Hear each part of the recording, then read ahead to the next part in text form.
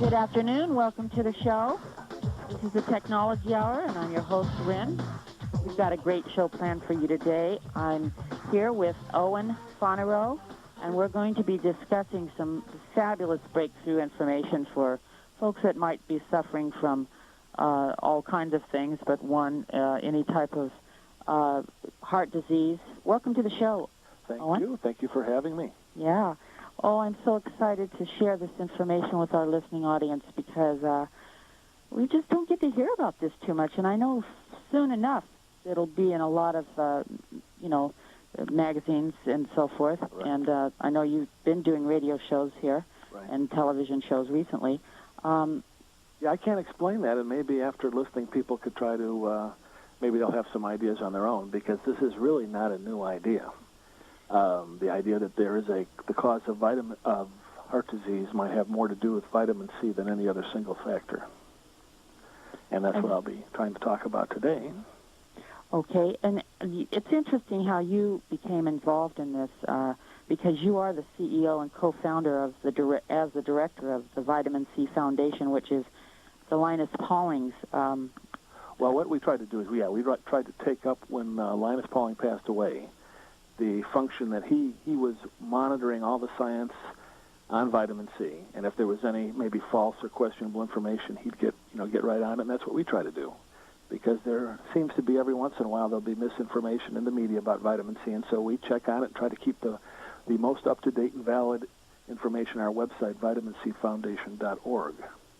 Well, that occurs to me. It's quite likely, since more and more people are seeking out information, that maybe the vitamin C and this whole idea of looking at heart disease from a different point of view, because so many people trusted drugs in the past, Right. and now we find that there's this, all times the vitamin C that is important for getting rid of the C-reactive proteins, the chlamydia, that we've got the tests on homocysteine now, all can determine, really if we're in a heart disease process. That's right.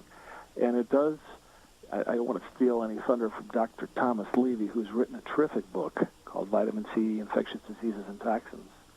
But he's a cardiologist, and he analyzed 27 known cardiovascular risk factors and reduced them all to a single factor, low vitamin C. And he's actually working on a book that's going to connect vitamin C and heart disease, and I think at that point, as good a writer as he is, that may have the kind of impact that we've been waiting for about a decade now.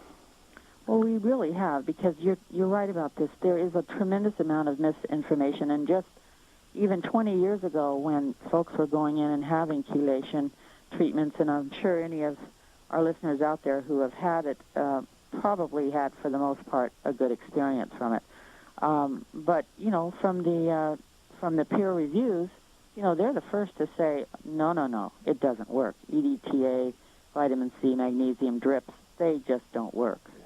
I could go into, in fact, toward the end, maybe we can go into some of the latest studies on that have a lot to say about that. Well, let's give us a little insight on the history and how you became involved. Okay. And, how I became involved, I became interested in Linus Pauling about 1983 and 1986, and it changed my own life when I started taking vitamin C, at first at 3 grams, and now I'm up to 18,000 milligrams a day, like Pauling did.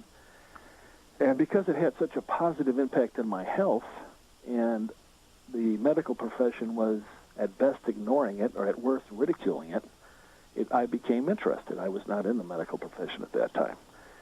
And we actually discovered a video in 1994 of Pauling. I think he filmed it in 1992. And it's a 1-hour video on heart disease. And what was amazing to me at the time was he was saying that he thought heart disease could be controlled, even cured. And here's one of the greatest intellects of the 20th century saying these things on video. Anybody can, purchase the video or go to a library and rent it and see it. And we thought, so we obtained the rights to distribute that video, thinking that people with heart disease might want to know this information. Mm-hmm. And that was sort of what led me into this whole world of how there could be a cure, whether it works or not. a cure made by somebody of that stature, and the media is completely silent about it. And it was just amazing to me that could happen.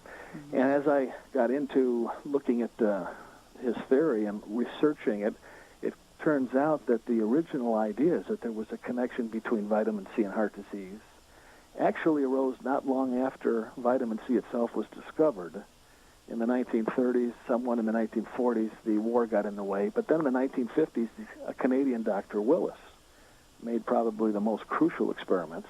And he was able to show, well, first of all, he was noticing in his patients, he was a regular MD, that what we call atherosclerosis at that time, or even still, the white plaque that built up in his patients in the arteries, it builds up in the same places time after time in different patients. It wasn't randomly distributed throughout the body. And these places where he saw it was building up was places where he would actually computed that the blood pressure was highest.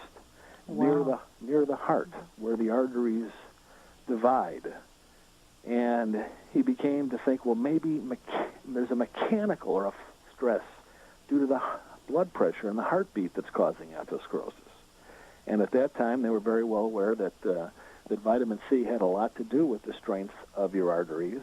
And he decided to test the idea that vitamin C had something to do with heart disease, and in guinea pigs, he was able to show, because guinea pigs are one of the few animals, besides humans, that don't make their own vitamin C.